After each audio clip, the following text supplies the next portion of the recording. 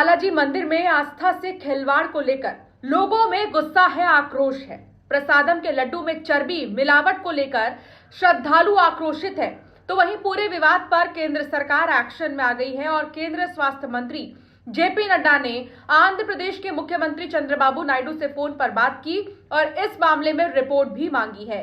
साथ ही स्वास्थ्य मंत्री ने मामले में कड़ी कार्रवाई का भरोसा भी दिया है। तो उधर साधु संतों ने भी प्रसाद में मिलावट को करोड़ों हिंदुओं की आस्था से खिलवाड़ बता दिया और दोषियों पर सख्त से सख्त कार्रवाई की मांग की है। तिरुपति मंदिर के प्रसादम में मिलावट को लेकर सबसे पहले आरोप चंद्रबाबू नायडू ने लगाए थे, जिस पर नेशनल डेयरी डेवलपमेंट की रिपोर्ट ने मोहर लगा दी है। रिपोर्ट के मुताबिक जिस घी का इस्तेमाल प्रसादम के लिए किया गया उसमें मछली के तेल और चर्बी मिलाए गए हैं। तमिलनाडु की एआर फूड्स नाम की कंपनी ने घी की सप्लाई की थी। खुलासे के बाद पूर्व की जगन सरकार सवालों के घेरे में है। सोचिए, यह आस्था के साथ ही नहीं बल्कि उन तमाम लगभग 109 करोड़ हिंदू श्रद्धालुओं के साथ खिलवाड़ है जो दर्शन करते हैं मंदिर में और प्रसाद लिए बिना घर नहीं जाते हैं। कई बार तो तिरुपति में प्रसाद लेने के लिए पूरी रात की वेटिंग भी होती है। बालाजी मंदिर जहां हर रोज करीब 50,000 से ज्यादा लोग दर्शन करते हैं। सालाना कोई अगर त्योहार हो तो यहाँ पर श्रद्धालुओं के आने की संख्या 4 से 5 लाख तक पहुंच जाती है। तो वहीं अगर बात भारत में हिंदुओं की आबादी की करें तो करीब 109 करोड़ है। ये देश की कुल आबादी का 78.9% है।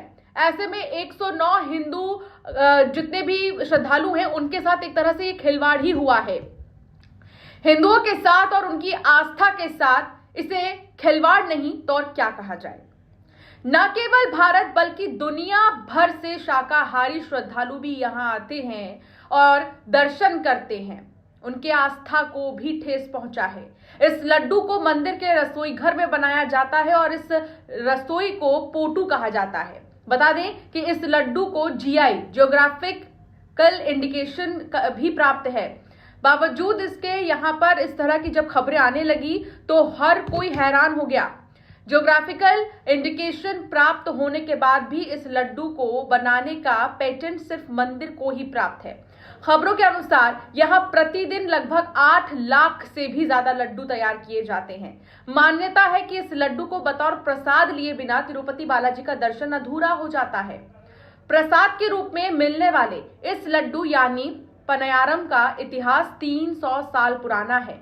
इसकी खास बात यह है कि कई दिनों तक खराब ही नहीं होता। कीमत भी बहुत वाजिब रखी जाती है। आने वाले यहाँ सभी श्रद्धालु इस प्रसाद को लेना चाहते हैं और इसके लिए इंतजार करते हैं।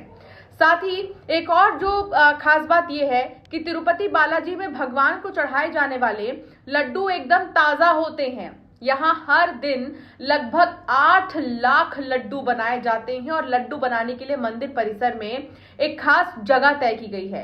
इसे बनाने वाले रसोइये अलग हैं। इनको बनाने वाली रसोइयां गुप्त हैं। पोटू कहा जाता है जिस जगह पर इस लड्डू को बनाया जाता है। अब आप ये सोच रहे होंगे कि इतना ज्यादा सीक्रेसी होने के बाद भी आखिर ये कैसे संभव है। लड्डू बनाने के लिए वहां के जो कारीगर हैं वो आज भी 300 साल पुराना पारंपरिक तरीका ही इस्तेमाल करते हैं। साफ सफाई का विशेष ध्यान रखा जाता है। रसोई में 600 से भी ज्यादा लोग काम करते हैं। यहाँ मिलने वाले लड्डू कई प्रकार के हैं। सबका वजन निश्चित होता है। सबसे छोटे लड्डू को प्रोक्तम कहा जाता है। इसका वजन लगभग 40 ग्राम होता है। ये दर्शन करने वाले हर व्यक्ति को मंदिर की ओर से दिया जाता है। दूसरा है अस्थानम लड्डू। इसका वजन लगभग 175 ग्राम होता है और ये किसी त्योहार के मौके पर तैयार किया जाता है। 50 रुपए का ये मिलता है। तीसरा है कल्याणोत्सवम लड्डू। सबसे ज्यादा महंगा इसी को कहा जाता है और 15 दिन तक करीब ये खराब ही नहीं होता और ये 750 ग्राम का होता है। 200 रुपए इसकी कीमत है। धार्मिक मान्यताओं के अनुसार तिरुमला की पहाड़ियों पर भगवान वेंकटेश्वर की मूर्ति स्थापित की जा रही थी। तब मंदिर के पुजारियों में इस बात को लेकर असमंजस की स्थिति बनी हुई थी कि प्रभु वेंकटेश्वर को प्रसाद के रूप में क्या भोग लगाया जाए।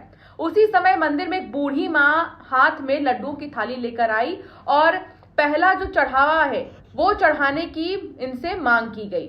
तब पुजारियों ने बूढ़ी अम्मा के दिए लड्डू को प्रभु को अर्पित कर दिए। कई मान्यताएं हैं लड्डू को लेकर, उनमें से एक मान्यता हम आपको बता रहे हैं। इसके बाद पुजारियों ने भोग को प्रसाद के रूप में ग्रहण किया। लड्डुओं का स्वाद इतना अद्भुत और दिव्य था कि वो हैरान रह गए। तब पुजारियों ने बूढ़ी माँ से लड्डू बनाने का तरीका पूछा। बूढ़ी माँ ने लड्डू बनाने की विधि बताई और कुछ ही क्षणों में वहां से वो गायब हो गई। कहा जाता है कि खुद माता लक्ष्मी ने प्रसाद का संकेत देने के लिए सहायता की थी। तब से यह लड्डू प्रसाद के रूप में तिरुपति बालाजी मंदिर में बनाए जाने लगा। मान्यता ये भी है कि भगवान वेंकटेश्वर ने खुद मंदिर के पुजारियों को लड्डू बनाने की विधि बताई थी। तब से ही लड्डू को भगवान वेंकटेश्वर को विशेष प्रसादम के रूप में चढ़ाया जाने लगा और इसे भक्तों में भी बांटा जाने लगा। अब आप ये सोचिए कि इतनी ज्यादा मान्यता है, 300 साल पुराने परंपरा के हिसाब से आज भी लड्डू बनाई जाती है। लेकिन ये लड्डू बनाने के लिए जिस घी का इस्तेमाल किया जाता है, उस घी में फिश ऑयल और बीफ की चर्बी, इस तरह की जब खबरें आई, जब एक रिपोर्ट आई, तो उससे वाकई में हर किसी को ठेस पहुंचा है। और हर हिंदू, हर श्रद्धालु जो यहाँ पर पहुंचता है, दर्शन करता है, वो यही सोच रहा है कि क्या उसने वहां जाकर कोई गुनाह कर दिया या प्रसाद खाकर उसने कोई गुनाह कर दिया।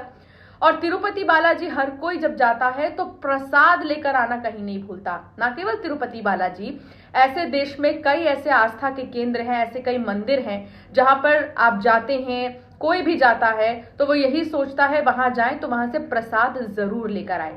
एक मान्यता ये भी है कि भले ही आपने कोई कथा सुनी हो, नहीं सुनी हो, दर्शन किए हो, नहीं किए हो, लेकिन प्रसाद अगर आपने ग्रहण कर लिए तो मानो आपने वहां के दर्शन कर लिए। तो इस तरह लोगों की मान्यता प्रसाद में बहुत ज्यादा होती है। देश में अयोध्या कह लीजिए या फिर आप बाबा महाकाल उज्जैन कह लीजिए, इसके अलावा आप चले जाइए श्री कृष्ण जन्मभूमि में, वहां पर चले जाइए। आप चले जाइए गणपति बप्पा के दर्शन करने के लिए लाल बाग के राजा जी के पास।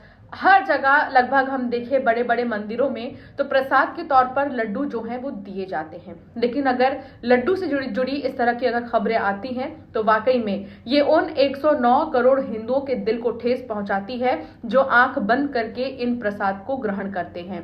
खास तौर पर वो शाकाहारी श्रद्धालु जो दुनिया से पहुंचते हैं और इन जगहों पर जाकर दर्शन करते हैं, और जब इस तरह की रिपोर्ट आती है तो कहीं ना कहीं विश्वसनीयता जो है वो खत्म हो जाती है। हालांकि केंद्र सरकार की तरफ से इस पूरे मामले में संज्ञान लिया गया है और स्वास्थ्य मंत्री ने सीधे तौर पर मुख्यमंत्री चंद्रबाबू नायडू को ये कहा है कि जल्द से जल्द इस पर रिपोर्ट तैयार करें और रिपोर्ट भी सौंपें।